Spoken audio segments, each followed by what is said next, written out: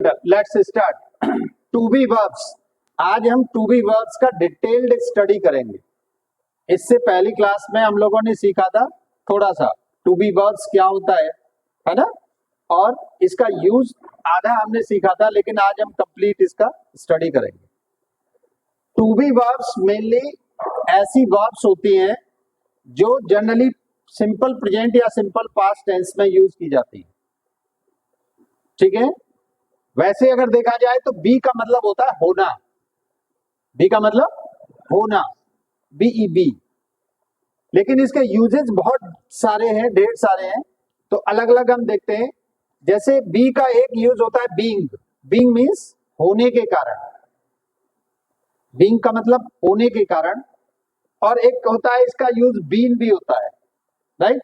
लेकिन मीनिंग दोनों का अलग अलग हो जाता है। क्लियर? आप अगर बीइंग का यूज कर रहे हो तो बीइंग का मतलब होता है होने के कारण। और इसका समझो एक एग्जांपल, जैसे कमजोर होने के कारण वह तेज भाग नहीं सकता। कमजोर होने के कारण वह बहुत तेज भाग नहीं सकता। तो इसका ट्रांसलेट कैसे करेंगे? Being very weak, he can't run very fast. He can't run very fast. Being very weak मतलब बहुत कमजोर होने के कारण वो बहुत तेज नहीं भाग सकता। क्लियर? एक सिंपल यूज इसका बीइंग का हो गया। दूसरा देखो बीन का यूज। बीन का यूज कहां करते हैं? ये गो के थर्ड फॉर्म के रूप में। गो की कौन कौन सी फॉर्म है? गो, वेंट, गॉन, यही तो है। फर्स्ट फॉर्म गो, जाना। वेंट मीन्स गया, पास्ट इंडेफिनिट में लगता है। Second form gone, third form. तो गो का थर्ड फॉर्म के रूप में हम लोग किसका यूज करते हैं? बीन का। क्लियर? बोलो। जैसे वह कैलकाटा कभी नहीं गया है। वह कैलकाटा कभी नहीं गया है, तो he has never been to Calcutta या कोलकाता। आजकल तो कोलकाता हो गया, राइट।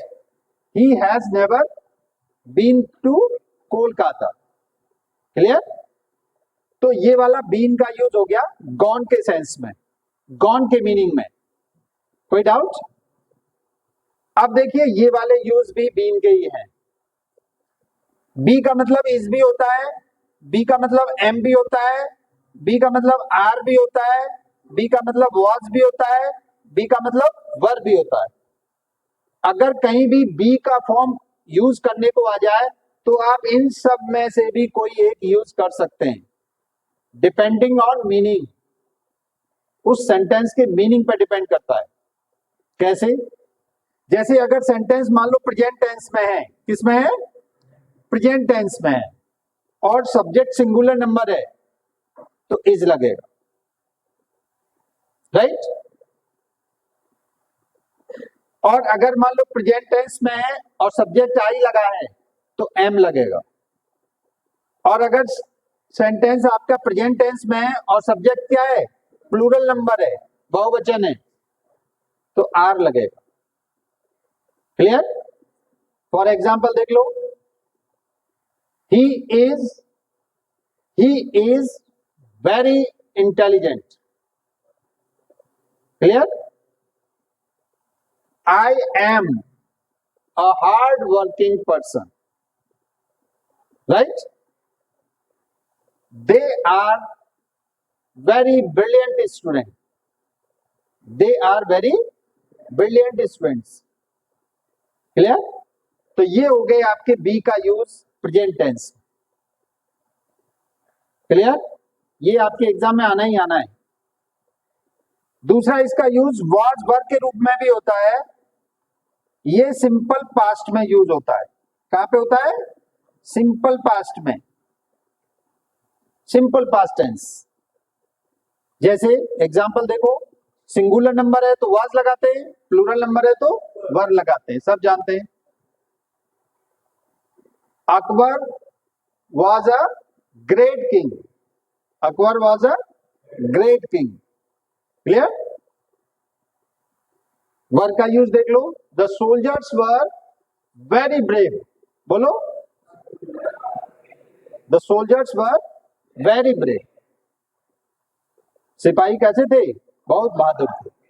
तो ये भी इसका बी वर्ब का ही यूज है। Is it clear? कोई प्रॉब्लम? एक जगह और इसका यूज होता है, तुम जानते ही होंगे, कहां पे, विल बी, शैल बी। कौन से टेंस में होता है, फ्यूचर कॉन्टिन्यूअस, राइट। एग्जाम्पल्स हम पढ़ा चुके हैं, फ्यूचर कॉन्टिन्यूअस टेंस हम पढ़ा चुके हैं, आप देख सकते हो पुराने वीडियोस में मिल जाएगा आपको, राइट। एक जगह और इसका यूज होता है बी का बीइंग के रूप में, कहां पर, पैसिव वॉइस में। कॉन्टिन्यूअस में जब पैसिव वॉइस चेंज करते हैं,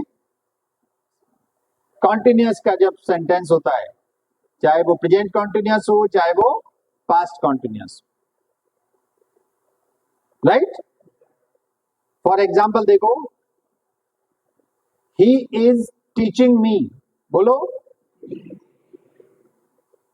इसका अगर पैसिव वॉइस बनाओगे तो कैसे बनाओगे, I am being taught by him, he is teaching me, इसका पैसिव कैसे बनेगा, I am being taught by him. Any doubt?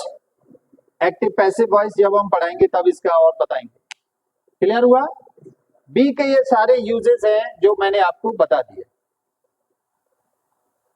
फिर भी कोई डाउट है या कोई सेंटेंस में प्रॉब्लम आ रही है कहीं कुछ समझने में, तो उसका आप पूछ सकते हैं, क्वेरी कर सकते हैं। Okay, thank you. बी का यूज हो गया।